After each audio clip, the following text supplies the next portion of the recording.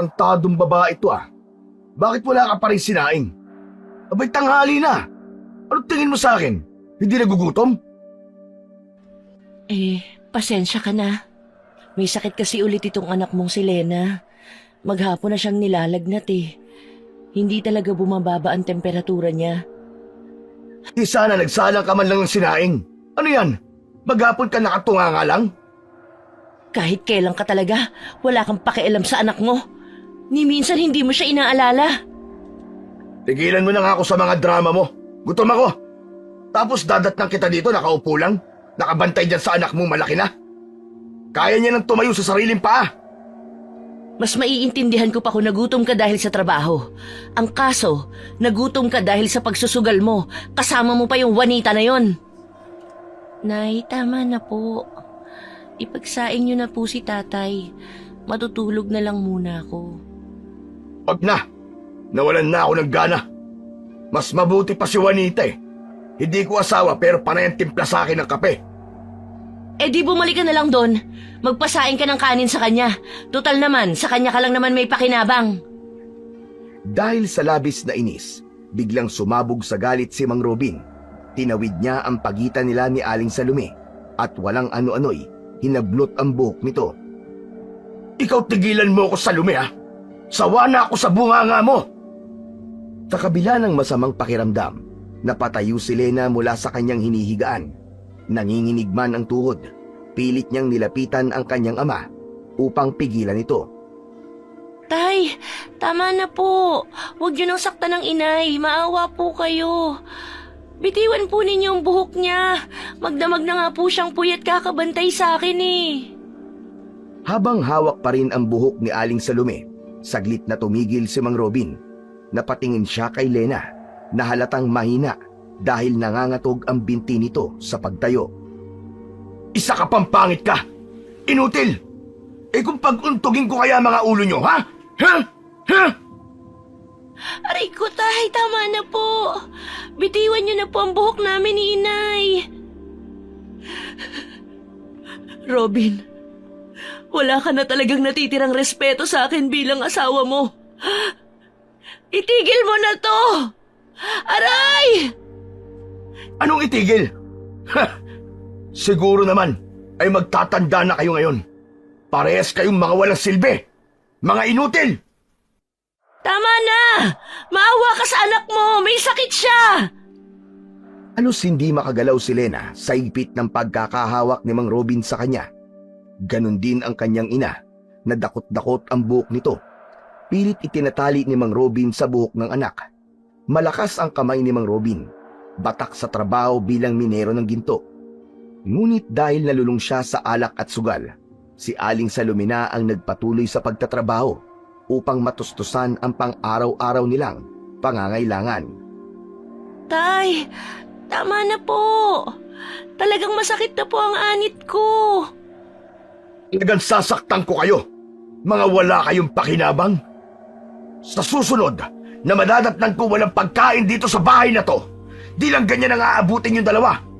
Kakalbuhin ko na kayong dalawa. Sige, subukan niyo ako. Saka ikaw, Lena, pwede bang wag mong ibinabalandra yung pagbumukha mo sa akin at naaalibad ba rin talaga ako? Pangit! Itigil mo nga yung pangungutya sa sarili mong anak.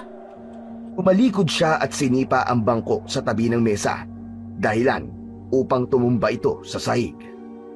Hindi ko kailangan ng mga sermon mo, Salome. Kung sawa ka na, umalis ka na. Umalis kayong dalawa, mga buwisit! Napahagulgol si Lena habang yakap-yakap ang ina. Maigpit ang kapit ni Aling Salome sa anak. Nay, tama na po. Hayaan na lang natin si tatay. Hindi anak, hindi tama ang ginagawa ng tatay mo. Kung kaya kong protektahan ka sa kanya, gagawin ko. Sa galit, kinuha ni Mang Robin ang bote ng alak na nakapatong sa lamesa. Tinungga niya ito nang walang pakialam, saka muling lumingon sa mag-ina. Punyeta! Makalayas na nga lang sa bahay na to! Mamamatay ako dito ng dilat! Pwe! Ang lakas ng loob mo sabihin yan. Bakit? Nagbibigay ka ba sa akin ng pambili ng pagkain mo? Ikaw ang walang silbi dito, Robin. Wala kang alam kundi ang maglasing at magsugal. Ang lakas ng loob mong manita pero ikaw ang walang kwenta. Anong sinabi mo? Ulitin mo nga, Salome. Ulitin mo ng mas malakas. Isa kang pabigat, walang kwenta. Walang alam kundi magpalaki ng bayag. Pwe! Mas lalong nag-init ang dugo ni Mang Robin sa sinabi ni Aling Salome. Halos umusok ang kanyang tenga sa matinding galit. Mabilis ang naging hakbang nito na lumapit sa kanyang asawa. Ngunit sa kabila ng takot ni Salome sa asawa, ay pinakita niya ang kanyang katatagan. Hindi ito nagpasindak kay Mang Robin. Hindi na napigilan pa ng lalaki ang sarili. Mabilis niyang itinaas ang kamay at malakas na sinampal si Aling Salome sa pisngi. Natumba si Aling Salome sa sahig, kasama si Lena na nakaduktong pa rin ang kanilang mga buhok.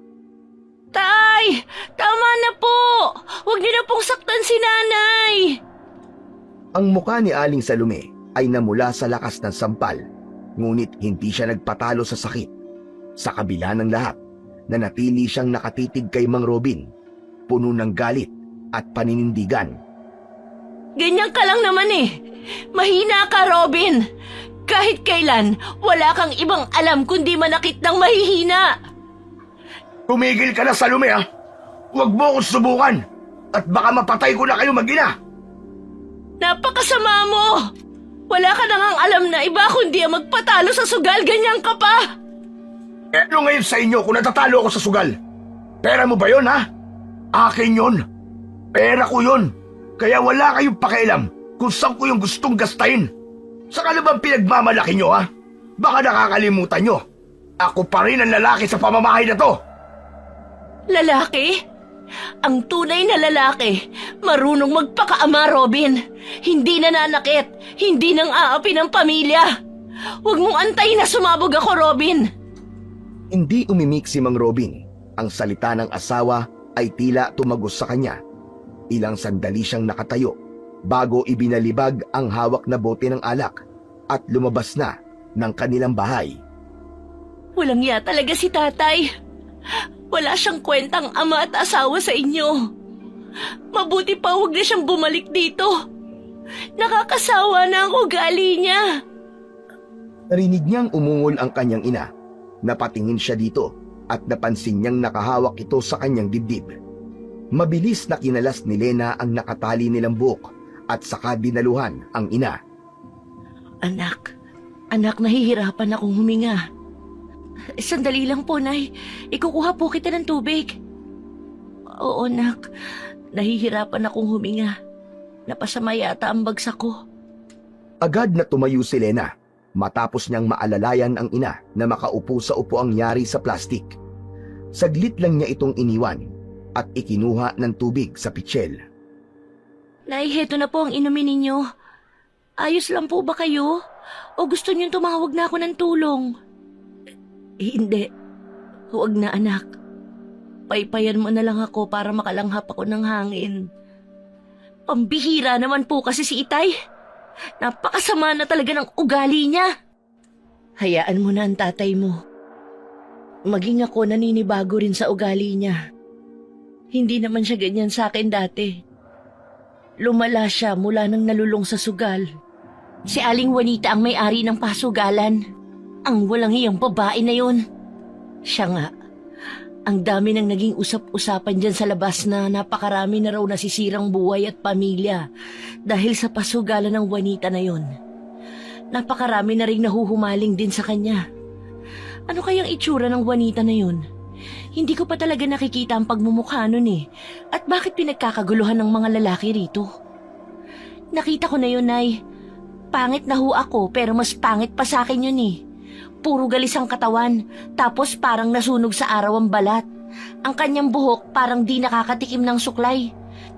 Yung mga mata niya malalaki, konti na lang luluwa na.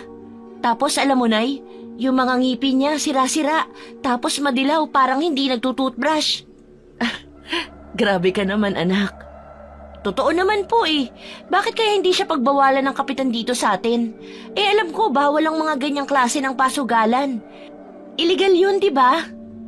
Pagbabawalan, ang kapitan pa nga mismo ang unang naging customer ng babaeng yun. Kapag nagkita kami ng babaeng yun, kakalbuhin ko talaga sa sabunot yun. Naku, wag niyo nang patulan, Nay. May awa ang Diyos. Siya po ang bahalang magprotekta sa atin. Dapat siyang mabigyan ng leksyon. Oh, tama na ang galit. Baka kayo naman ang mapano niyan. Kumusta na pala ang pakiramdam niyo? Ayos na ako. Huwag ka nang mag-alala. Ikaw ang dapat na nagpapahinga eh. Pumasok ka na ulit sa kwarto mo at matulog. Magsasaing na ako para may makain tayo mamaya. Nay, pwede po ba ako magpaalam na muna saglit? Gusto ko sanang maglakad-lakad sandali at pupunta ako kay na Lolo Ambo. Abay, inaapoy ka pa ng lagnat ah. Ano na namang gagawin mo doon sa bahay ng matandang yon, Aber? Nay, mabait naman po si Lolo Ambo. Saka gumagaan kasi ang pakiramdam ko kapag nakakausap ko yung matanda. Malayo ang bahay niya, baka gabihin ka sa pag-uwi. Ang mabuti pa sa ibang araw ka nalang dumalaw para masamahan kita. Pero kung ako ang masusunod, anak, pwede bang huwag ka nang naglalalapit sa matandang yun? Bakit naman po? Wala naman siyang ginagawang masama sa akin. Basta, ang sa akin lang, kung papayagan kita ngayon, sana huling dalaw mo na sa kanya. Bakit po kayo galit kay Lolo? May nagawa ba siyang mali sa inyo? Wala naman, basta sumunod ka na lang. Sige po, punta na po ako. Huli na sana to, Lena, ha? Tignan mo nga nanghihina pa maski ang tuhod mo. Kaya ko po. Sige po, aalis na po ako. Babalik din po ako kaagad. Walang nagawa si Aling Salome nang ipilit ni Lena na umalis ng bahay. Ang hindi niya alam, gusto lang talaga ng anak na mapag-isa. Mabigat ang loob ni Lena, lalo na sa kanyang ama. Kahit kailan, hindi niya naramdaman ang pagmamahal nito bilang magulang. Sa halip, pakiramdam niya ay laging inis ito o galit ang ama tuwing nakikita siya, na parang siya ang sanhi ng lahat ng problema nito. Palagi nitong ipinamumukha sa kanya ang kanyang mga kapintasan, ang kanyang kapangitan, ang kanyang balat kasi mula pagkasilang ay parang ipinaglihi sa balat ng isang bayawak. Magaspang ito at kulubot. Patuloy siyang naglakad, ngunit biglang tumigil dahil sa kakaiba niyang nararamdaman. Panay ang lingon nito sa paligid. Pakiramdam niya ay may nakatingin sa kanya at sumusunod. Hindi yun ang unang beses na naranasan niya yun. Nung bata siya, ay parang pakiramdam niya na tila ba'y palaging may matang nakamasid sa kanya, saan man siya magpunta. Pagkatapos ng ilang minutong paglalakad, narating na rin niya ang tinitirhan ni Lolo Ambo. Ang bahay ng matanda ay payak at yari lamang sa mga simpleng materyales. Ang dingding ay gawa sa kugon at ang bubong ay mula rin sa pinatayong dahon nito. Sa paligid ng bahay, makikita ang maraming nakatanim, mga gulay, halamang gamot, at mga bulaklak na napakagaganda ng kulay. Tahimik ang lugar na yon. Ang tanging maririnig lang doon ay ang lagaslas ng tubig mula sa maliit na ilog na malapit doon at ang huni ng mga ibong kilyawan. Ang kapayapaan ng lugar na yon ay nagbigay kay Lena ng konting ginawa. Tao po! Lolo Ambo, nandyan po ba kayo? Ilang beses sinubukan ni Lena na tumawag sa matanda pero walang sumasagot. Kahit kaluskos sa loob ay wala siyang naririnig. Mas lumapit pa siya sa pinto ng kubo at sumilip-silip sa may bintana. Sa pag-aakalang baka hindi naririnig ng matanda ang tawag niya dahil sa edad na 60 taon ay medyo may kahinaan na ang pandinig nito. Walang tao? San kaya nagpunta ang matandang yun? Pumasok na kaya ako, baka nangunguha lang ng panggatong yun. Papasok na sana ang dalaga nang biglang makarinig siya ng tunog na nabaling sanga sa kanyang likuran. Alam niyang pinutol ito gamit ang paa ng kung sino man. Agad siyang napalingon. Nakita niya kagad ang isang piraso ng kahoy na lumilipad papunta sa direksyon niya. Naging maagap naman ang dalaga at nasaluyon bago pa tuluyang tumama sa kanya. Nakita niya si Lolo Ambo na nasa likod niya at may hawak itong isa pang pamalo at mukhang handang umatake. Biglang lumapit sa kanya ang matanda at kagad siyang napitikan sa braso. Gumuhit ang mapulang marka sa kanyang braso at kahit masakit yun, Hindi siya nagpatalo. Gumanti siya ng suntok at sipa, ngunit tila napakahusay ng galaw ni Lolo Ambo. Parang hangin ito kung umiwas sa bawat atake niya. Mabilis at maliksi. Hindi nagtagal, naramdaman ni Lena ang pag-agaw ng matanda sa kahoy na hawak niya. Sa isang iglap, naagaw ito at biglang tumama sa kanyang puwet. Sabay ng malakas na tawa ni Lolo Ambo. Mahusay, Lena. Mabilis ka na nga. Pero kulang pa yan. Kulang pa. Sabi nito habang patuloy ang sunod-sunod na atake gamit ang pamalo. Mas naging mabilis din si Lena. Bagamat may nararamdaman ay maagap nitong nailagan ang bawat hampas ng matanda na tila nagiging laro na lamang ang kanilang sagupaan. Nang sa wakas ay napagod ang matanda, itinigil nito ang atake at masayang tumawa. Hinarap nito si Lena na may ngiti sa labi. Huwag kang magagalit, ha. Gusto ko lang makita kung may ibubuga ka na. Natawa na rin si Lena sa inakto ng matanda. Humuhusay ka na, iha. Talagang di ako nagkamali sa pagpili sa'yo bilang tagapagmana ko ng aking mga kakayahan at anting-anting. Pero kailangan mo pa rin magsanay. May mga hindi ka pa rin naiilagan eh. Eh kasi naman, ginulat niyo ako, Lolo. Halika na nga rito sa loob at may pag-uusapan tayo. Salamat po, Lolo. Siya nga po pala, wala po akong dalang ulam ngayon. Aan mo na. May ulam naman na akong nakuha kanina dyan sa ilog. Mga alimasag at isda. Wow! Masarap naman pala ang ulam niyo ngayon eh. Ganun talaga. Kung gusto mo na masarap na ulam, magsipag ka at huwag tatamad-tamad. Kasi, ang pagkain sa totoo lang, libre lang naman ang mga yan sa mga taong masisipag. Pag gusto mo ng gulay, abay magtanim ka. Kung gusto mo ng karne, mag-alaga ka ng hayop. At kung lamang tubig naman, abay mamingwit ka. Hindi ba? Ay, naku, totoo po. Kung sana ganyan din ang pag-iisip ng tatay ko, di sana kami nagugutom. Wala nang pag-asa yung tatay mong adik sa sugal. Kaya nga po eh, palagi na lang silang nag-aaway ng nanay ko dahil sa pagsusugal niya at pag-iinom. Hay nako, hayaan nyo lang tatay nyo kung ganun na ang gusto niyang gawin sa buhay niya. Basta kayo mag-iina ang magsumikap. Makakaraos kayo. Sana nga po. May sandali, ba't nga pala ulit napadpad ka dito? O eto, umupo ka muna. Pagpasok sa loob ng kubo, ay napansin ni Lena ang isang umuusok na palayok na nakapatong sa ibabaw ng lamesa. Doon sa tabi nito, umupo ang matanda. Doon siya pinaupo ng matanda at tumabi ito sa kanya. Naku eh, gusto ko lang naman po sanang maglabas ng sama ng loob. Mabigat na po kasi masyado, lalo't halos araw-araw nang may gulo sa bahay namin. Umahimik ang matanda at iniangat nito ang takip ng palayok. Di mabuti at dito ka dumiretso. Dito lang po kasi ako nakakasumpong ng kapayapaan. Ayos lang naman yon. Kung magulo sa bahay nyo, palagi kang welcome dito, iha. Salamat po. Alam nyo, minsan napapagod na rin talaga ako. Hindi ko na alam kung paano magpapatuloy sa buhay. Nakatitig sa kanya ang matanda. Maya-maya pa ay kinuha nito ang sandok at hinalo ang laman ng palayok. Naamoy ni Lena ang mabangong amoy na nanggagaling doon. Yan talaga ang buhay, Lena. Hindi laging madali. Pero tandaan mo, ang tibay mo ngayon ang siyang huhubog sa'yo para mas matapang mong haharapin ang mas malalaki pang pagsubok sa inaharap. Ay, sana nga po, Lolo. Pero minsan parang gusto ko na lang pong sumuko.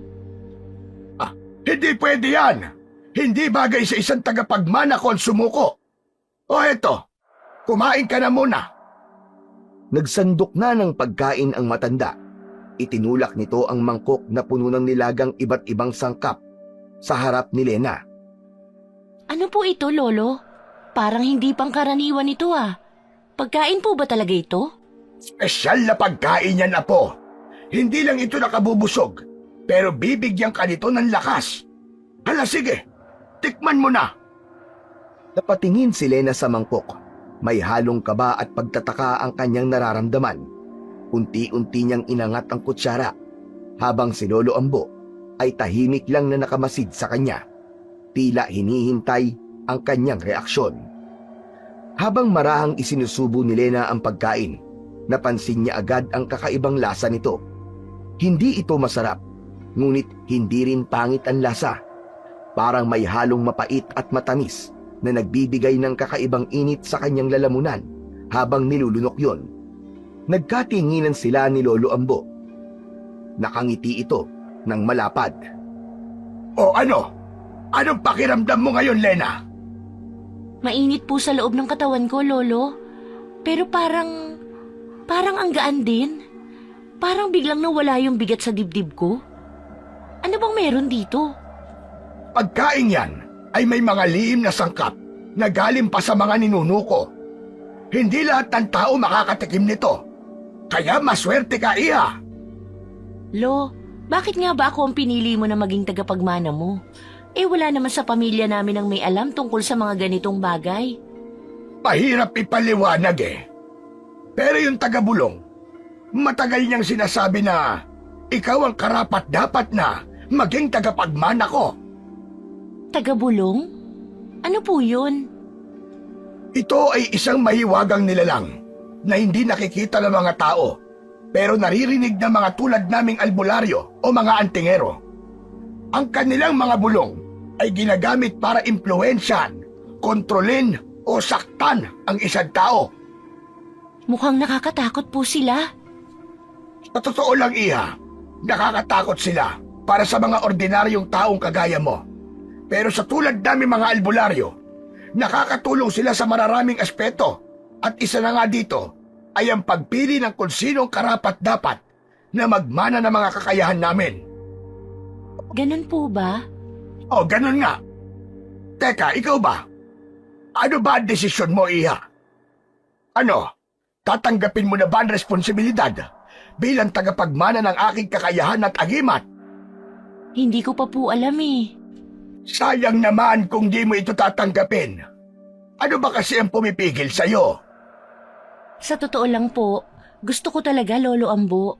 Kaso si nanay ang inaalala ko. Tiyak na pagsisimulan nito na hindi namin pagkakaintindihan kung tatanggapin ko. Nalungkot ang matanda nang banggitin niya ang tungkol kay Salome. Hindi naman lingid sa matanda na mainit ang dugo ng ina ng dalaga sa kanya. Wala naman akong magagawa kung ayaw mong tanggapin. Naiintindihan ko kung bakit ayaw ni Salome dahil mapanganib ang buhay ng isang antingera. Yun po kaya talaga ang dahilan niya, Lolo? Oo, siguro. Ano pa ba? Pero Lena, sana ay magdesisyon ka na sa lalong madaling panahon. Dahil kapag hindi talaga, abay kailangan kong alisin ang mga alaala mo tungkol dito at ituturing na parang walang nangyari. Po? Paano naman po kung tanggapin ko? Ano pong mangyayari? Pagiging mas malakas ka, mas matalino, at masanda para protektahan ang sarili mo at ang pamilya mo.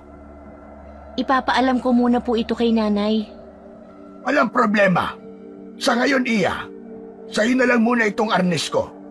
May kakaiba kasing ibinubulong ang hangin at parang nagbababala na hindi maganda. Mabaho din ang sigaw ng lupa. Ano pong ibig sabihin nun?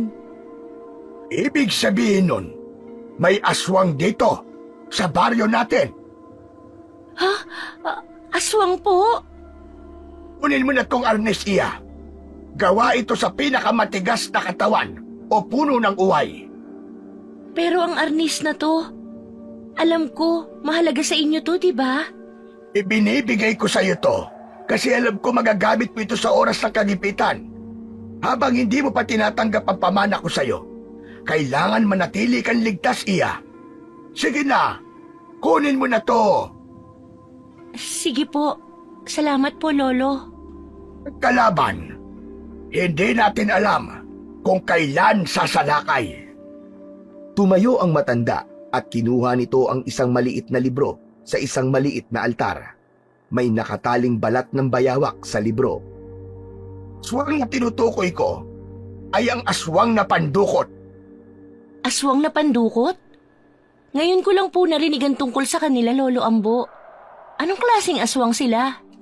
Ang aswang na pandukot, Lena, ay hindi basta-basta. Hindi sila tulad ng karaniwang aswang na naghahanap lang ng laman loob o karne ng tao at nagpapalit ng anyo bilang hayop o isang nakakatakot na nilalang. Ang pandukot, ayon na rin sa tawag sa kanya, ay dumudukot ng mga tao, lalo na mga bata, para gawing pagkain o di naman kaya para maging alipin. Dumudukot din sila ng mga matatanda at malalakas. Depende sa pangangailangan nila. Kumukuha sila ng alipin nila? Para saan? Saka paano nila nagagawa yun? Kumukuha sila ng mga alipin para magparami ng lahi. Nagagawa nilang mandukot dahil may espesyal silang kapangyarihan na mahipnotismo ang kanilang biktima.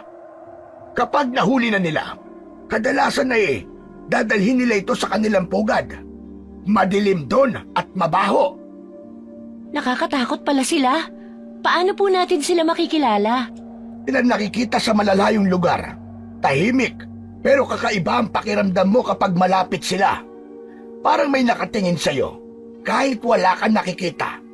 At kung makita mo man sila, maaaring anyong tao pa rin, pero mapapansin mong walang anino. Lolo Ambo, paano natin sila mapipigilan? Tayo nag-iensayo, Lena. Ang anting-anting ko ay isa sa mga pinakamabisang proteksyon laban sa kanila. Pero higit sa lahat, dapat mong tandaan na ang tapang at tamang kaalaman ang magiging sandata mo. Huwag kang basta matatakot. Kapag nalaman nilang takot ka, mas lalo ka nilang dadayain. Nang nagsasalita si Lolo Ambo, ay inilapag niya ang maliit na libro sa harapan ni Lena.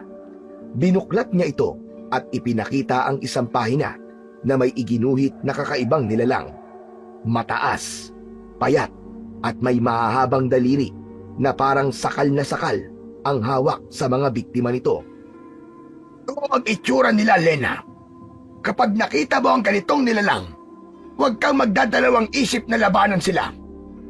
Andaan mo, Lena, ikaw ang tagapagmana ng kakayahan ko. Tumayo ang matanda at dumukwang ito sa umuusok na palayok na nasa harapan nila. Kinuha nito ang itim na bato sa gitna ng nagbabagang uling na kahoy. Dinampot yun ni Lolo Ambo na parang hindi ito napapasok. Saka inilapag sa ibabaw ng itim na libro. Ang batong ito ay ang mutya ng bayawak. Ito ang kontra sa gayuma o hipnotismong taglay ng mga halimaw. Paano po magagamit yan sa aswang na pandukot?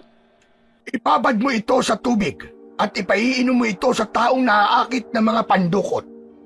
Babalik sila sa normal at hindi nila maaalala ang mga nakaraang nagawa nila. Pwede rin itong ipaligo o ibuhos sa biktima kapag masyado ng malala ang kapit ng gayuma. Paano naman po malalaman kung nasa ilalim ng pang-akit ang isang biktima? Walang pinagkaiba sa paningin ng mga aswang kapag baliktad ang refleksyon mo sa kanilang mga mata. Nangangahulog ang nasa ilalim ng gayuma ang biktima. Kontrolado ng mga halimaw ang isip ng kanilang alipin. Kailangan maipainom mo ang tubig sa kanya na pinagbabaran ng bato. Ano naman pong epekto niya sa mga aswang? Kaya nitong pahinahin ang kapangyarihan ng aswang. Kaya nga sana, Lena, tanggapin mo na ito. Matagal na pinagmasdan ni Lena ang maitim na batong inilagay ng matanda sa ibabaw ng libro. Isang makintab at makinis na bato yun. Pero nawala ang atensyon niya sa bato nang biglang may lumagabog sa silid ng matanda. Ano po yun, Lolo? Wala yun. Huwag mo na lamang pansinin ang ingay na yun. Baka yung alaga ko lang yun na pusa. Nakapasok na naman ang kwarto ko. Kung tatanggapin ko po yan, anong gagawin ko dyan? Isusubo ko ba tulad ng kay Darna? Mahilig ka palang manood ng mga ganon, ha? Pero hindi ganun kadramatiko tulad ng kay Darna. Ang agimat na ito ay ang mutya ng bayawak. Hindi ito'y sinusubo, pero napakalakas ng bisa nito kung gagamitin mo ng tama. Iniangat ng matanda ang mutya at pinagmasdan ito na parang ito'y isang kayamanan. Ang mutya ng bayawak ay nagbibigay ng bilis, liksi, at tibay. Tulad ng bayawak na kayang maglaho sa mata ng kaaway, ang mutyang ito ay magpapatalas ng iyong pandama at reflexes. Pero hindi basta-basta ka magkakaroon ng lakas nito. Kailangan maging karapat-dapat ka. Paano po ako magiging karapat-dapat, Lolo? Dapat buo ang loob mo, Lena. Ang mutya ay sumusunod sa puso na may hawak nito. Kung ang hangarin mo ay masama o makasarili, magdadala ito ng kapahamakan sa'yo. Ngunit kung ikaw ay magpapakatapat at gagamitin ito para sa mabuti, magiging makapangyarihan ka. Itinapat ni Lolo Ambo ang mutya sa palad ni Lena na nag-aalangan, ngunit nararamdaman ang kakaibang init mula rito. Parang may pulso po ito, Lolo. Ay may sariling buhay po. Kaya niyang madama ang takot, galit, at kabutihan sa isang tao.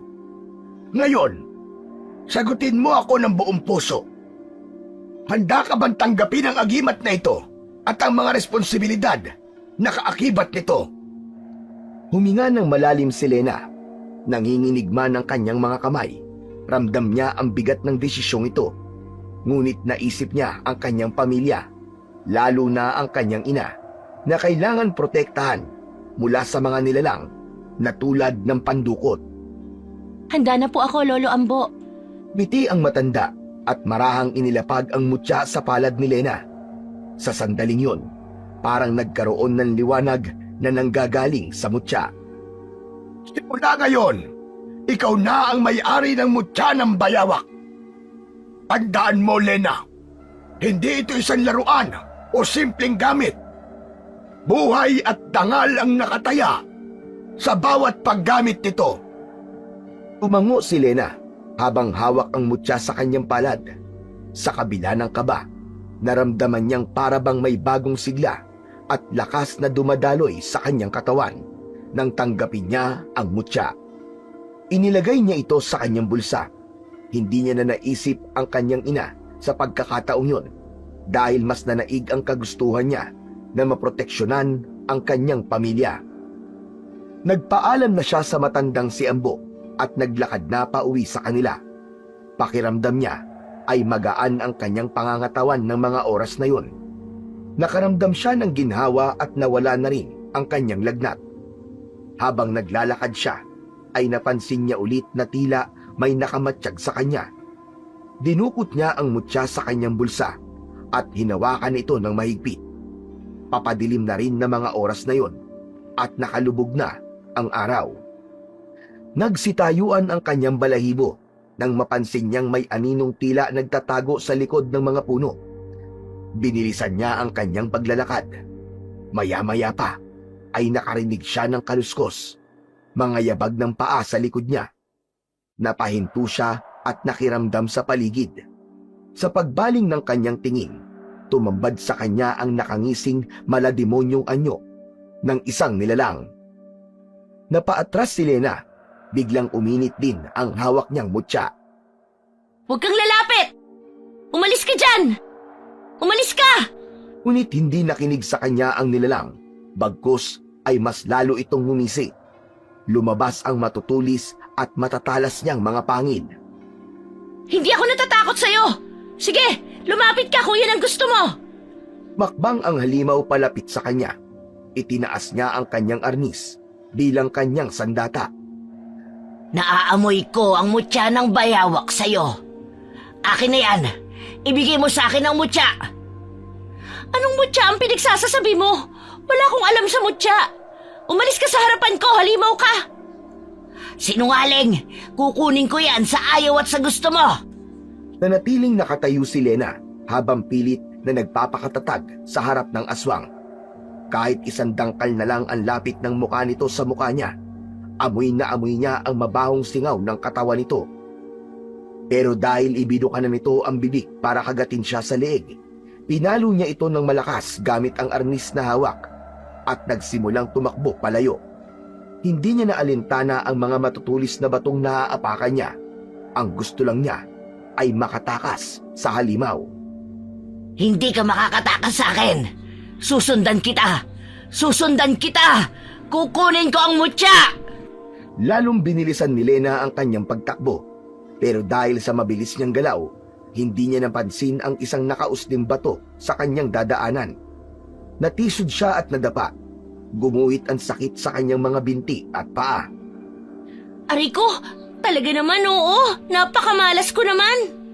Nagpalinga-linga muna si Lena at pinilit makatayo para muling tumakbo. Paika-ikang humakbang ang dalaga habang pangiwi-ngiwi ang muka. Naramdaman din niya sa kanyang tuhod ang pag-agos ng mainit na likido mula sa sugat na tinamaan ng bato. Dahil sa tumitinding sakit, habang nagagalaw ang sugat niya, ay napahagulgul na lamang siya ng iyak. Hindi pa man siya lubusang nakakalayo, ay nahuli na siya ng aswang. Kinapitan siya nito sa binti at hinila. Kaya ang nangyari, muli siyang natumba at bumagsak sa lupa. Naramdaman niya ang pagbaon ng matutulis na kuko ng aswang, kaya't napilitan siyang tadyakan ito sa muka. Hindi ka magtatagumpay, hayop ka! Lalabanan kita! Tumayo siya at muling iwinasiwas ni Lena ang kanyang arnis at tinamaan sa balikat ang aswang. Umungol din ito sa sakit. Lalo itong nagwala dahil napagtanto nitong hindi pangkaraniwan ang kanyang kalaban at hindi ito basta-basta mabibiktima. Pinaikot-ikot niya sa katawan ang arnis at lumikha siya ng kakaibang tunog na parang nag-oorasyon tulad sa itinuro sa kanya ni Lolo Ambo. Ilang beses rin niyang tinamaan ito sa muka, sa tagiliran, balikat at sa iba pang bahagi ng katawan nito. Ngunit hindi sumuko ang aswang. Desperado na talaga itong mapatay ang dalaga. Sinunggaban niya si Lena at tinangka nitong kagatin ang leeg. Masyadong naging mabilis ang pangyayari. Wala nang nagawa ang dalaga, kundi ang pumikit at inihanda ang sarili sa kapamakan. Isang luha ang tumulo sa kanyang nakapikit na mata. Ngunit paglipas ng ilang sandali, ay hindi siya kinagat ng aswang. Pagmulat niya ng kanyang mga mata, ay nakita niya si Lolo Ambo na nakalahad ang mga kamay sa kanya. Iniligtas siya ng matanda. Nakita ni Lena ang aswang na mabilis na tumatakbo hanggang sa nagtago na ito sa dilim. Hindi ka nag-iingat! Halika! Sasamahan na kitang umuwi! Lolo, bakit alam ng aswang na yun na nasa akin ang mutya? Dahil naaamoy nila yan, kukunin nila ang mutya sa'yo para hindi mo magamit laban sa kanila. Matatalo mo ang gayuman ng pandukot kapag nasa iyo ang bato. Natatandaan na nila ang iyong muka, kaya't hindi ka nila titigilan. Teka, may sugat ka. Kailangan natin magamot yan. Kailangan ko nang umuwi, Lolo. Baka nag-aalala na sa akin ng nanay. O sige, tara na. Ihahatid na kita sa inyo. Ako nang bahalang magpaliwanag sa nanay mo kung ano nangyari sa'yo. Inalalayan ni Lolo Ambo ang dalaga. Paika-ika ito habang naglalakad. Pagdating nila sa bahay, ay pasadyang nagpaiwan sa labas ang matanda. Si Lena ang unang pumasok sa bahay.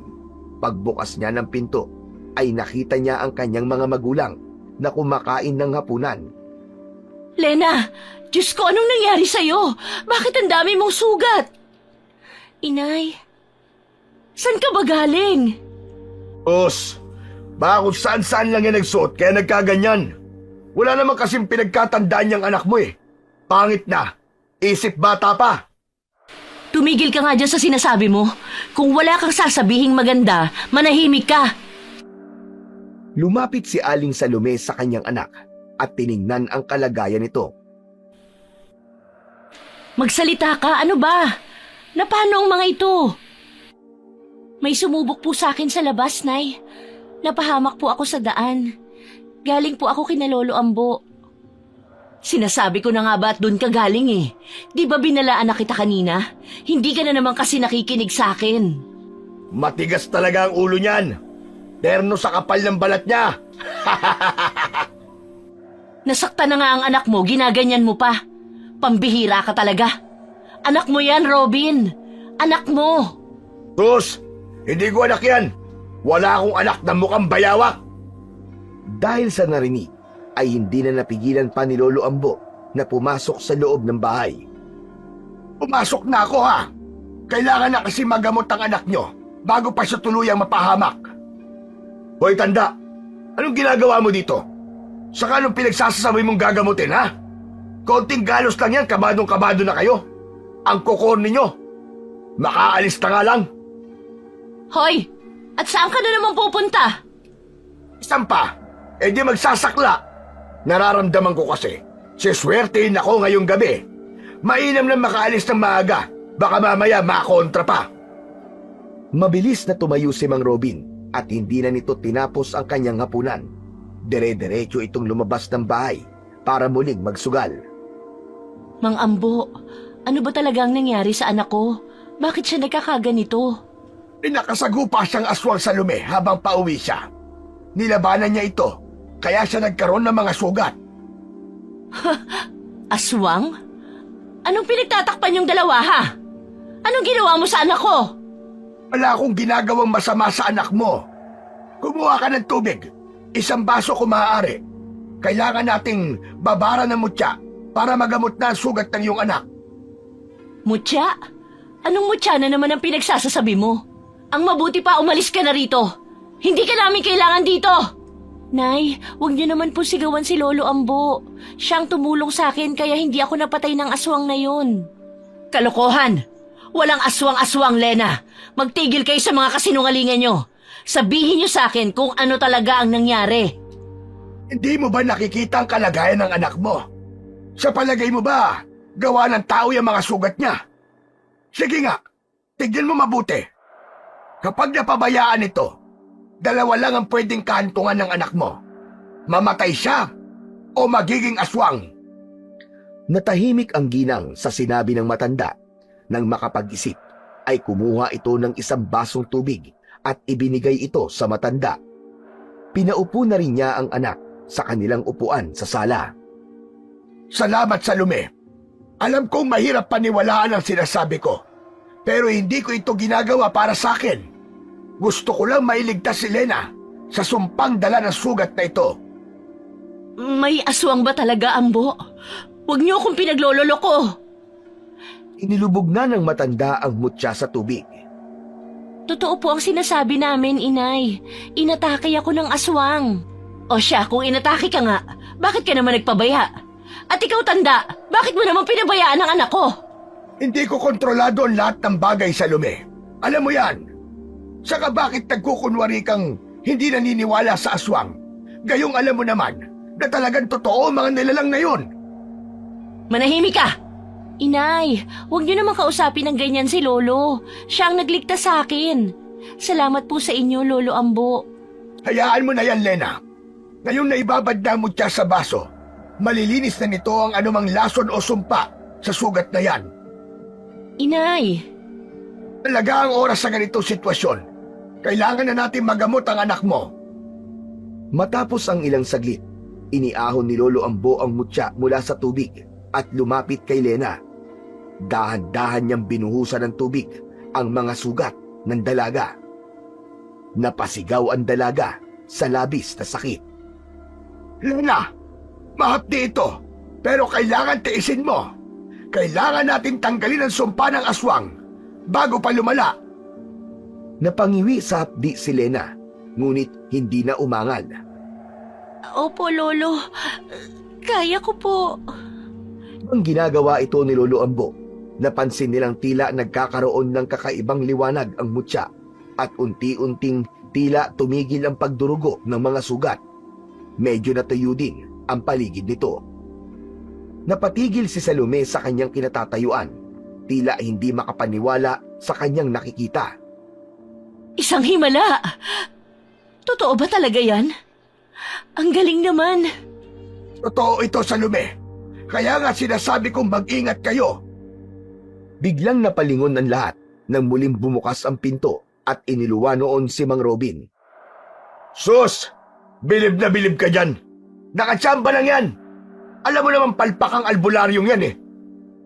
Tumigil ka nga riyan. Akala ko ba doon ka na sa wanitang yun? Ano't bumalik ka? bakit mo kinikwestiyon ang pagbabalik ko sa sarili kong bahay, Salome? Ha?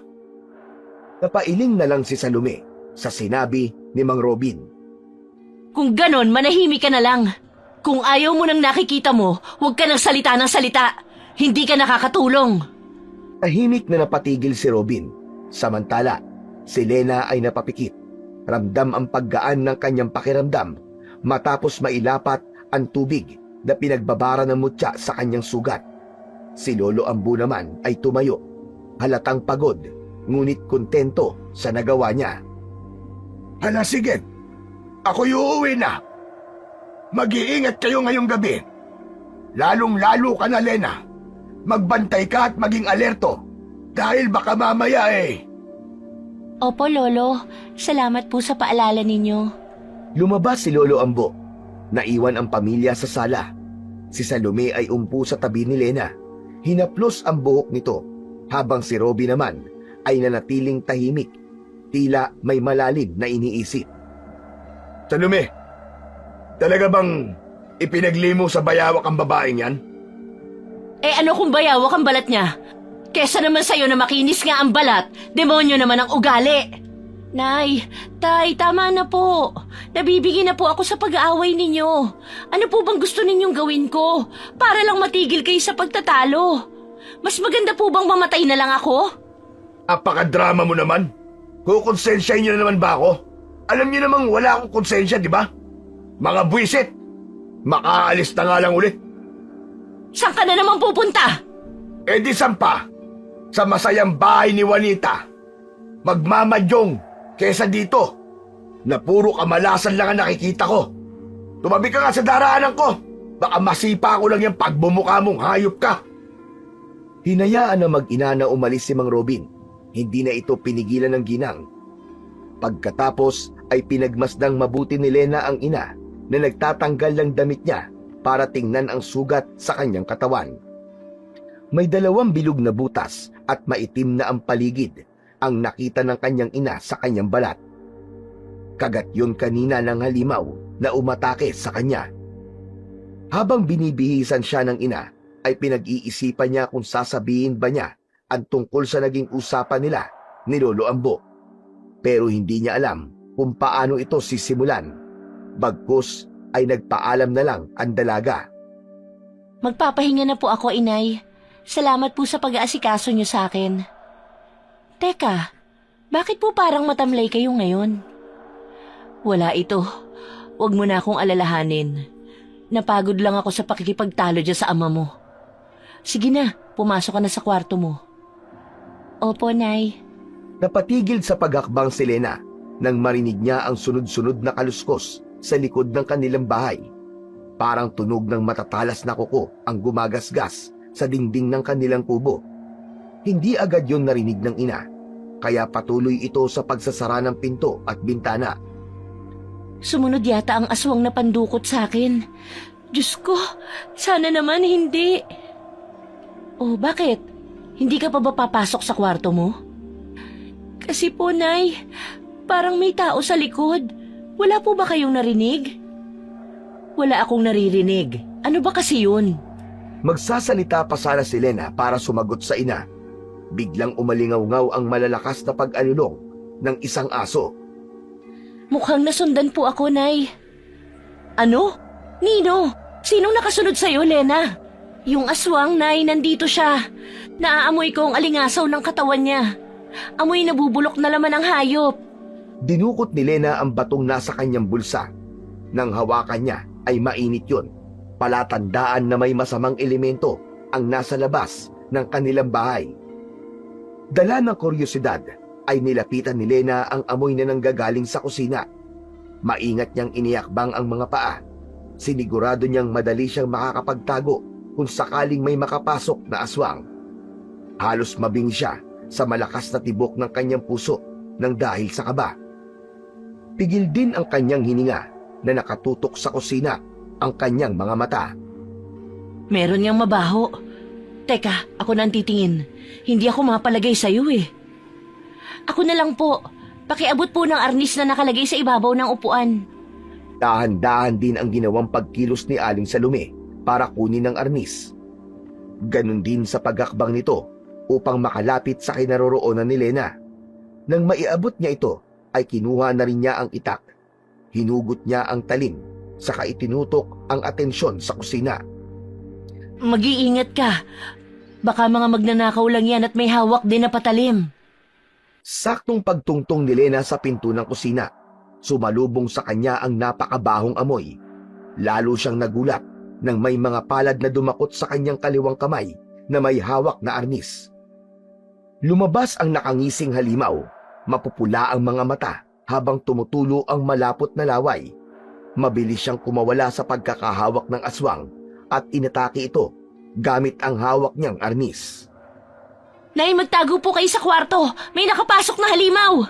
Sila ang mga aswang na pandukot. Asin. Takot sila sa asin. Natatarantang kinuha ni Aling Salome ang asin. Dinampot niya ang lagayan at isinaboy yun sa aswang na nasa kanilang harapan.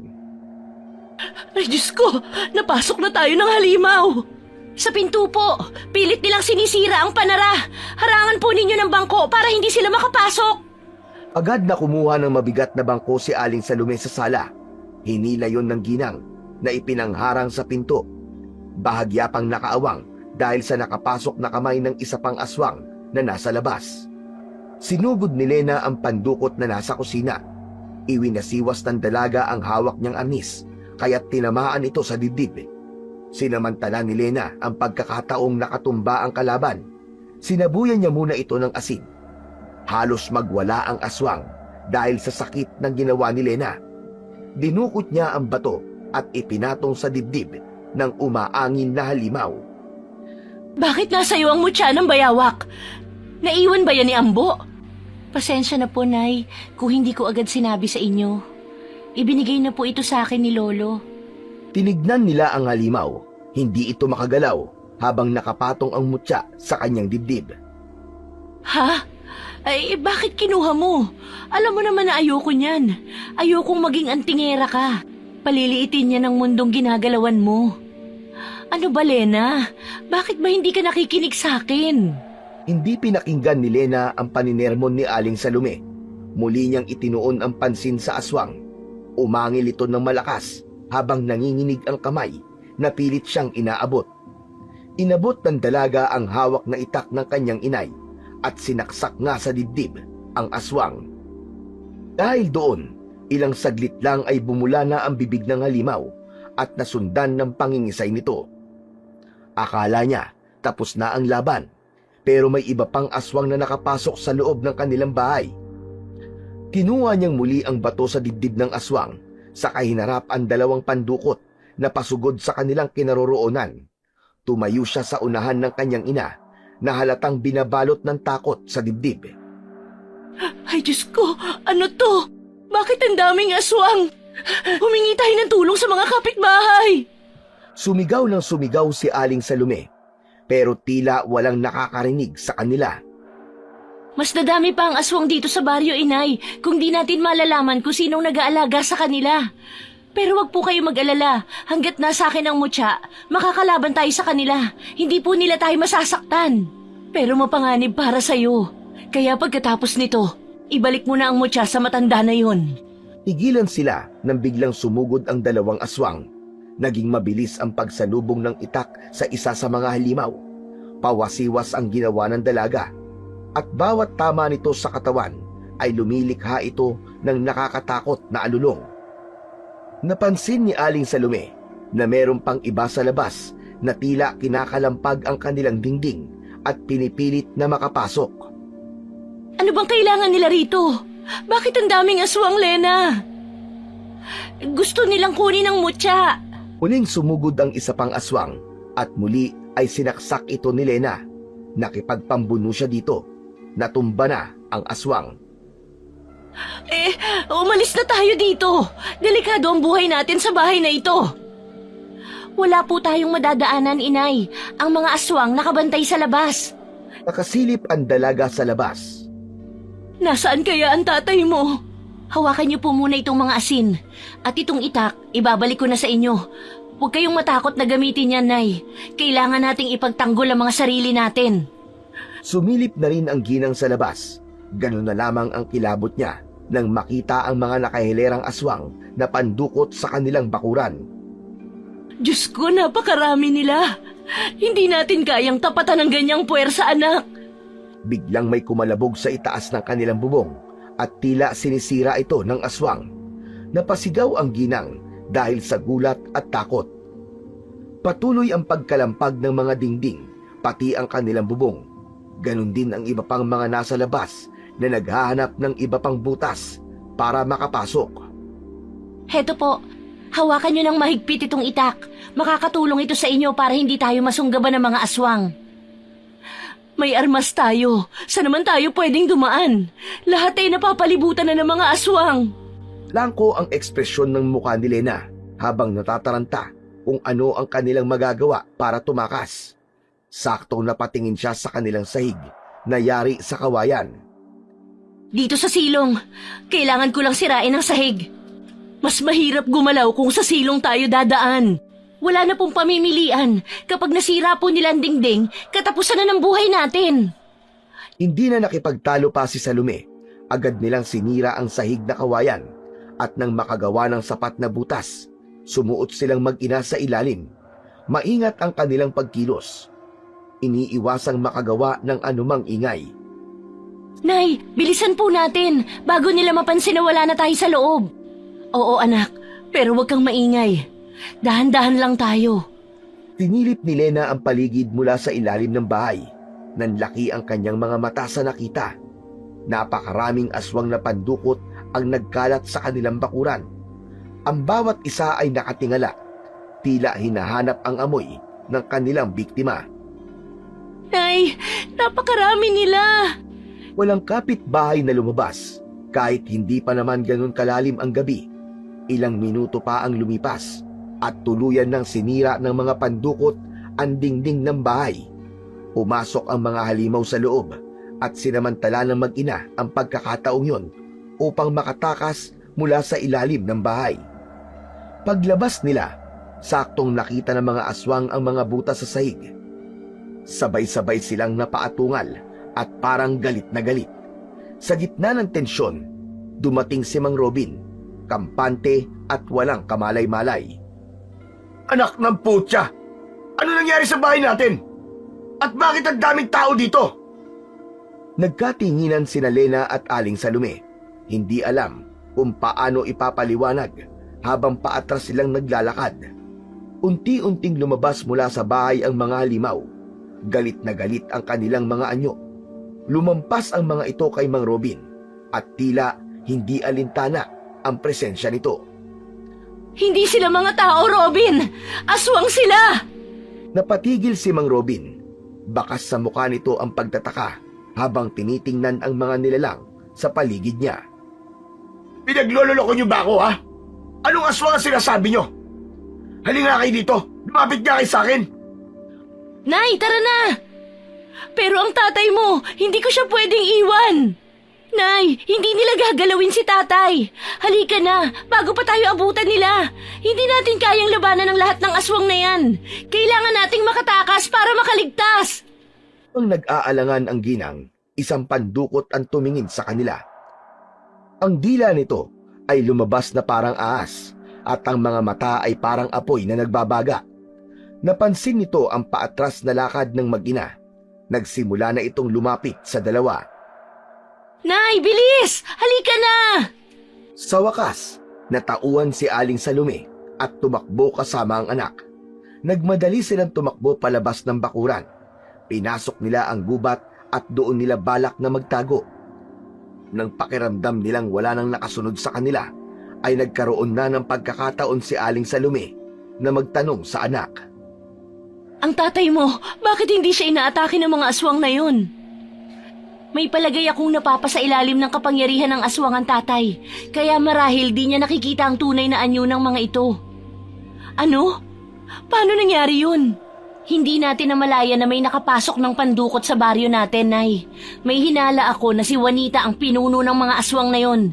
Yung mga kababaryo nating nalulung na sa pasugalan niya, lahat yun napasailalim na sa hipnotismo niya. Magaling din ang aswang na yun. Hindi na siya naghirap na mandukot ng tao, Dahil napakadali lang makahikayat ng tao yung pasugalan niya. Yung ibang mga kababaryo natin, tuluyan ang naging kagaya niya. At hindi natin alam kung ilan na rin ang nagagawa nilang alipin at pagkain. Ang tatay, ngayong alam na nating nahipnotismo na siya, kailangan natin siyang magamot kaagad bago pa lumala ang sitwasyon. Pang nag-uusap ang dalawa, biglang umalingasaw ang mabahong amoy ng aswang. Lumitaw ito kung saan sa loob ng gubat.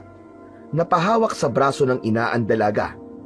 Naramdaman din ng dalaga ang pag-init ng mutyang kanyang hawak. Bigla itong lumiwanag na siyang ikinasilaw ng aswang. Itago mo ang mutya, Lena. Baka makaagaw ng pansin yan sa iba pang aswang. Nagalit ang aswang matapos itago ni Lena ang bato sa kanyang bulsa. Hinarap nito ang aswang pero alam niyang hindi pa sapat ang kanyang lakas para harapin ang mga ganitong klase ng nilalang. Isa lamang siyang baguhang antingera. Nay, si Lolo Ambo. Baka matulungan niya tayo. Hindi, wag na. Tumabi ka. Ako nang bahala sa aswang na yan. Posisyon si Aling Salome. Itinutok nito ang hawak na itak sa kalaban. Gulat na gulat naman si Lena nang makita sa ganoong ayos ang kanyang ina. Nang umabante ang aswang, ay kagad itong sinalubong ng babae at itinarak ng walang kahirap-hirap ang itak sa dibdib ng aswang. Natulala na lang ang nilalang at saka ito bumagsak sa lupa. Parang napansin ni Lena na bago pa ito masaksak ng kanyang ina, ay natigilan ng aswang at hindi nakagalaw. Napanganga ang dalaga sa husay ng kanyang ina. Nay, ang husay niyo! Paano niyo nagawa yun? Saka mo na ako tanungin kapag nakaalis na tayo sa lugar na ito. Kailangan mabawi natin si Robin. Delikado siya sa mga halimaw na yon. Diyos ko, bakit hinayaan ko itong mangyari sa ama mo? Marami pala akong hindi alam sa inyo, Nay. Tama kayo, delikado si tatay sa mga pandukot na yon. Kailangan nating humingi ng tulong kay Lolo Ambo. Hindi na kailangan. Dahil sa matandang yon, kaya nandito tayo sa sitwasyong ito. Ipinagpatuloy ni Lena at Aling Salome ang pagtakbo. Wala na silang pakialam kung saan man sila makarating. Ang mahalaga, makatakas sa mga halimaw na humahabol sa kanila. Paano po ito, Nay? Ilog na po ito. Kailangan nating makapunta sa kabila. Pero malakas ang daloy ng tubig, saka malalim yan. Hindi ako marunong lumangoy, Nay. Di pa man sila nakakapag-isip ng tamang gawin, ay napansin na nilang nakasunod na sa kanila ang mga aswang. Nanlaki ang mga mata ni Lena. Wala na tayong ibang mapupuntahan. Kailangan na nating lumaban. Opo, Inay. Magkatali-kurang nag-abang ang mag-ina sa pagsugod ng mga kalaban. Pag-atake ng isa, ay sinalubong ito ng itak ni Aling Salome. Tinamaan ang aswang sa dibdib. Bumagsak ito sa lupa. Ginamit naman ni Lena ang bigay na arnis ng matanda at bawat tamaan noon ay unti-unting nawawalan ng lakas. Napansin ni Lena na parang sanay na sanay sa pakikipaglaban ang kanyang ina. Ngunit ang lakas na yon ay hindi rin sapat para masabing magiging ligtas sila. Hanggang sa tuluyan ng tinamaan ng matutulis na kuko ng pandukot ang braso ng kanyang ina. Inay! Daplis lang ito. Huwag mo akong alalahanin. Pero Inay... Sa galit ni Lena, ay siya na ang nangunang sumugod sa halimaw na nanakit sa kanyang ina. Binira niya ito ng hawak na anis. Doon napansin ni Lena na labis na ang pag-iinit ng mutya sa kanyang bulsa. Hindi niya na kayang tiisin ang init dahil napapaso na siya. Ngunit nang ilabas niya ito mula sa kanyang bulsa, ay hindi naman siya nasaktan. Nakita niyang bahagyang napaatras ang mga kalaban nang ilabas niya ito. Sinasabi ko na nga ba at nasa iyo nga ang mutya? Ibigay mo sa akin yan! Biglang nagliwanag ang mutya ng higit pa sa inaasahan. Ang liwanag ay tila may sariling buhay. Itinaas ito ni Lena at ang liwanag ay unti-unting dumaloy mula sa kanyang mga kamay papunta sa kanyang buong katawan. Naramdaman ng dalaga ang kakaibang lakas na dumaloy sa kanyang mga ugat. Ang liwanag ng mutya ay biglang nagkaroon ng anyo. Tila bumalot ito sa kanya na parang isang makislap na baluti. Ang mga aswang, kabilang ang kanilang pinuno, ay nag-aalangan. Ang lakas na dala ng mutya ay nagbigay kay Lena ng kakayahang kumilos ng higit sa normal na tao. Bawat galaw niya ay mabilis. Bawat hampas ng hawak niyang arnis ay mas matindi at mas nakakapaminsala sa bawat pagsugod. Lena, mag-iingat ka, anak! Ngunit si Lena ay hindi sumagot. Tumutok siya sa pakikipaglaban. Sa isang mabilis na galaw, sinalubong niya ang 3 pandukot ng sabay-sabay. Bawat isa sa kanila ay tinamaan ng kanyang arnis. Ang mga halimaw ay nagsisisigaw sa sakit at napilitang umatras. Hindi ako matatalo ng isang tulad mo lang! Ah, talaga ba? O edi bakit di ka lumapit? Halika rito, para magkasubukan tayo! Mutya ay tila nagbigay kay Lena ng lakas na lampas pa sa kanyang imahinasyon. Hinampas niya ang arnis sa lupa. Pakiramdam ng mga aswang ng mga oras na yon ay yumanig ang lupang kanilang tinatapakan. Babalik kami at maniningil sa ginawa mo sa tauhan ko. Hindi mo na mababawi ang iyong ama. Umalis na ang mga aswang at naiwan ang mag-ina sa puok ng labanan. Si Lena ay bumalik na sa kanyang normal na anyo. Napaluhod siya sa lupa, hingal na hingal, habang si Aling Salome naman ay napatakbo palapit sa kanya. Anak, wala na sila. Ligtas na tayo. Mula sa malayo, lumapit si Lolo Ambo. Hawak ang kanyang baston. Nakangiti ito habang pinapanood ang dalawa. Mo naintindihan, Lena, ang lakas ng mutya. Hindi lang ito para sa'yo. Ito'y para sa mga mahal mo sa buhay. Sa wakas, nasa tamang kamay na ito. Napatingin si Aling Salome kay Lolo Ambo. Bakas sa mukha ng ginang ang galit. Tumayo siya at hinarap ang matanda. Ikaw, anong karapatan mo ilagay sa panganib ang buhay ng anak ko? Saka bakit hinayaan mo kami lang ang humarap at makipaglaban sa mga halimaw na yon? Si Lolo Ambo ay tahimik lang na nakatingin. Tila iniintindi ang reklamo ng ginang. Ngunit bago siya makasagot, muling nagpatuloy si Aling Salome. Alam mo ba kung anong pinagdaanan namin? Muntik nang mamatay ang anak ko!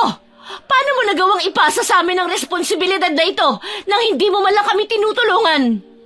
Napabuntong hininga si Lolo Ambo, saka nagsalita ng mabagal at puno ng pag-unawa. Salome, naiintindihan ko ang galit mo. Ngunit ang mutya ay hindi basta-basta maipapasa kung kanino lamang. Ang kapangyarihan nito ay para sa karapat-dapat, sa taong handang ipaglaban ng kanyang mga mahal sa buhay. Gaya na lamang ng ginawa ni Lena. Si Lolo Ambo ay tumingin kay Lena, na tahimik na nakaupo habang hawak ang mutya. Saka muling tumingin kay Aling Salome. Hindi ko kayo tinulungan, Salome. Dahil ang laban na ito ay para kay Lena. Ang mutya ay hindi lang proteksyon. Ito'y pagsubok. Kung hindi siya tumayo at lumaban ngayon, hindi siya magiging handa sa mas malaking hamon na darating. Nay, tama si Lolo Ambo. Kung hindi dahil sa mutya, baka hindi ko nalaman na kaya ko pala kayong ipagtanggol. Lena, anak, hindi mo naiintindihan. Ikaw na lang ang natitira sa akin. Ayoko na makita kang nasasaktan. Lapitan ni Lena ang kanyang ina at niyakap ito ng mahigpit. Nay, alam ko pong natatakot kayo. Pero sa gabing ito, natutunan kong hindi tayo basta-basta susuko. Hindi ko hahayaan na may mangyari sa inyo o sa akin. Tigil ng luha si Aling Salome at tiningnan si Lolo Ambo ng may kaunting pagsisisi. Sana, sa susunod na mangyari ito, hindi mo kami basta pababayaan lang tulad ng dati, Itay. Nagulat si Lena sa narinig mula sa kanyang ina. Napatingin siya kay Aling Salome, tila naghahanap ng paliwanag. Itay? Ano pong ibig niyong sabihin? Si Lolo Ambo ay itay ninyo?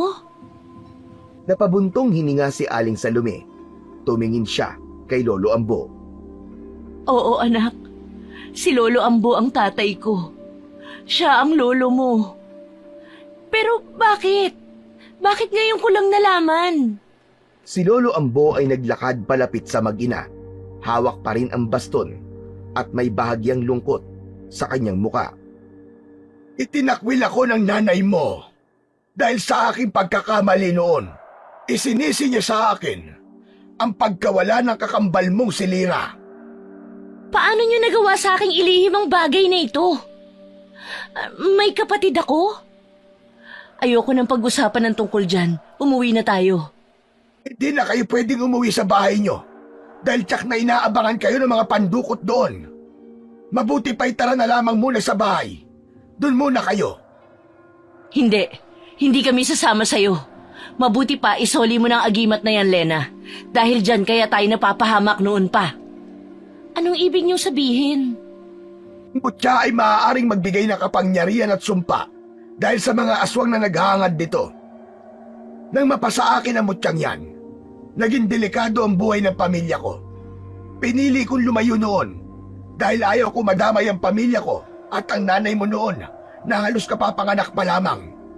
Pero hindi ko alam na sa paglayo ko ay mas lalo kayong nailagay sa panganib. Akala ko noon magiging mas ligtas kami nang wala ka. Pero hindi pala. Kaya nagsanay ako lumaban para proteksyonan ang pamilya ko. Pero hindi ko nailigtas si Lira sa mga mandurukot na aswang. At ngayon, ang kapal ng mukha mong bumalik at nadadamay na naman kami dahil sa mutya mo. Lolo, alam mo naman palang delikado ang mutya na ito. Pero bakit binigay mo sa akin? Dahil ikaw na ang nararapat na magdala nito, Lena. Ang mutya ay hindi dapat manatili sa akin habang buhay. Kailangan ito mapunta sa isang taong may tapang at pagmamahal sa pamilya. Mga katangiang nakita ko sa iyo ngayong gabi. Kung ako nga talaga ang magiging sunod na tagapangalaga ng mutya, iingatan ko ito para sa pamilya ko. At para sa iba pang pamilya na maaaring maapektuhan ng mga aswang na naririto sa baryo natin. Hindi mo naiintindihan ang bigat ng responsibilidad na sinasabi mo, Lena. Nay, nakita mo ang lakas ng mutya. Kailangan natin to para mailigtas ang itay. Natigilan si Aling Salome sa sinabi ng anak. Wala nang nagawa ito, kundi ang sumunod sa dalawa. Naunang pumasok ang matanda sa bahay nito at sinundan ito ni Lena. Nagpaiwan naman ang ginang sa labas at naupo na lamang sa upuang gawa sa kawayan. Nang nasa loob na ang dalawa, ay pinapasok ni Lolo Ambo ang dalaga sa loob ng isang silid. May nakita siyang nakahiga doon at laking gulat niya nang makita ang mukha nito. Kamukhang kamukha niya ang babaeng nakahiga sa kama.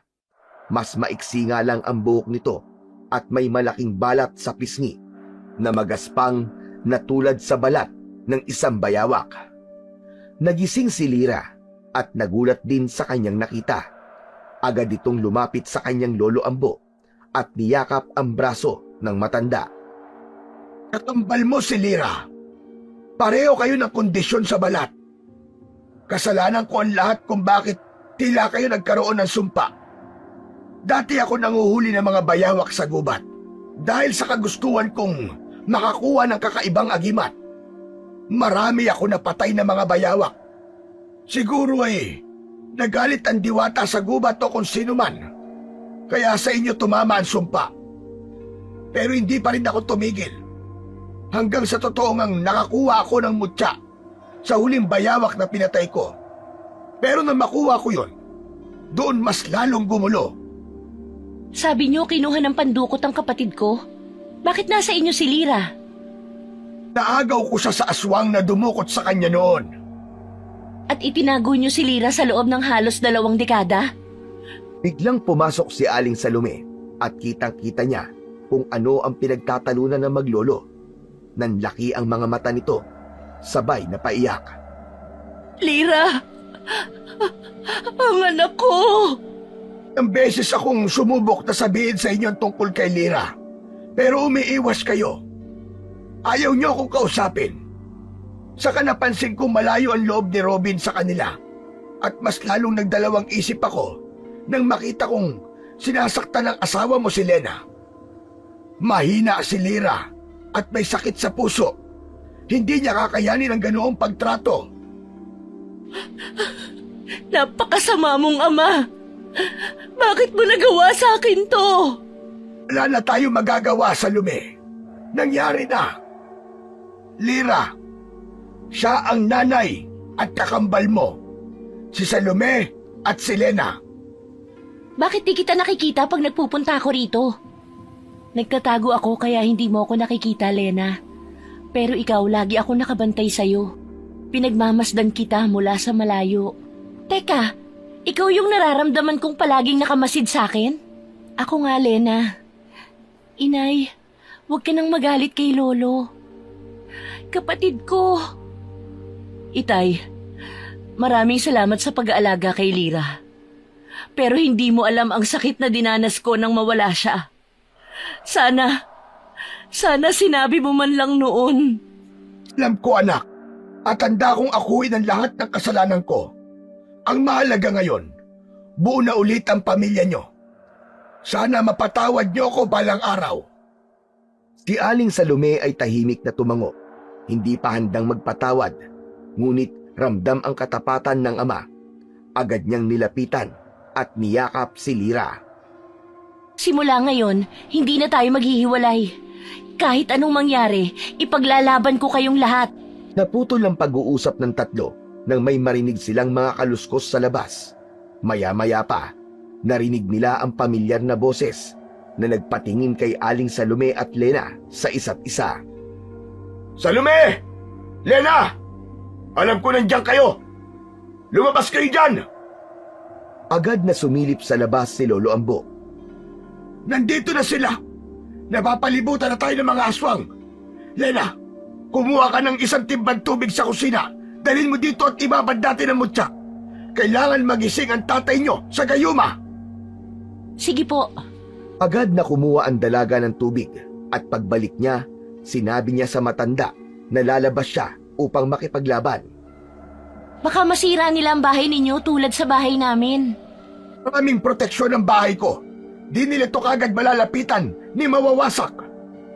Kung gayon, ako na lamang ang lalabas para makipaglaban. Huwag kang lumabas. Dahil kaugalian na ng mga aswang na yan na pumatay ng kanilang alipin sa harap mismo ng kanilang anak. Kayo ni Lira, huwag na munang lalabas. Anong gagawin natin, Lolo? Akin na muna ang mutya. Kailangan maibabad natin ito sa tubig na ipampapaligo at ipapainom natin sa ama mo para mawala ang epekto ng gayuma sa kanya. Ano ba? Buksan niyo ang pinto! Umalis ka na! Wala na tayo! Ayoko nang makisama sa'yo! Aba, ang lintik na ito ha! Ano bang ipinagmamalaki mo ha?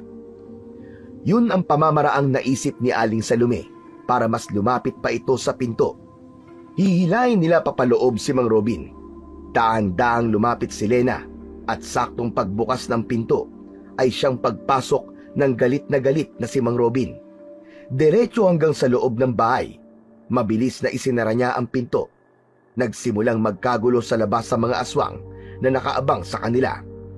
Pinagtulungan nilang tatlo na hawakan ng ama para painumin ng pinagbabara ng bato.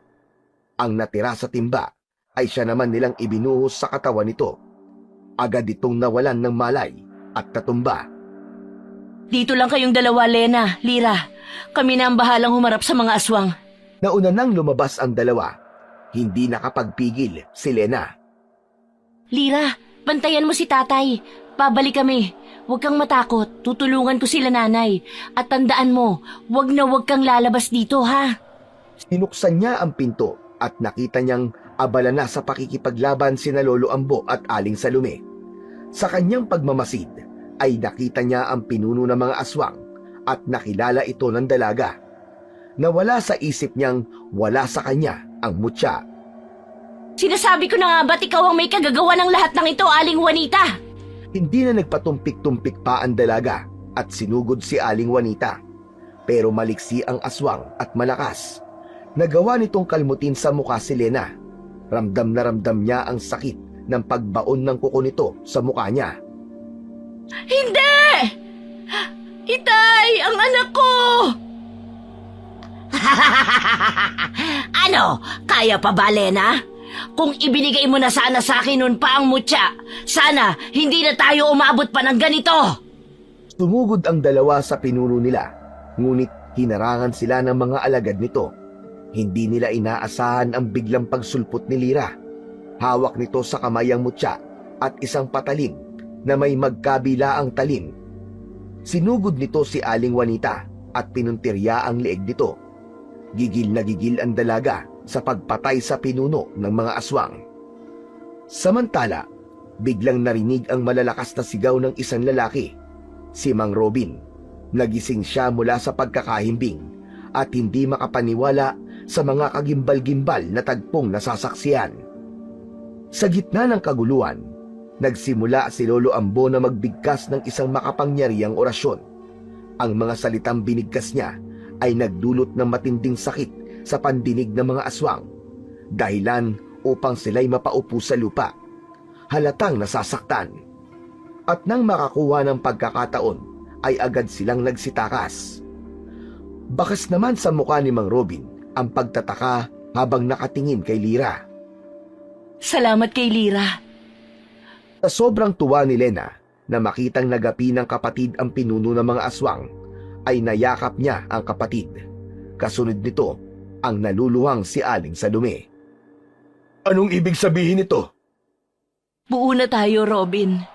Siya si Lira, ang anak natin. Lira? Buhay ka? Hindi makapaniwala si Mang Robin habang dahan-dahang lumalapit sa anak.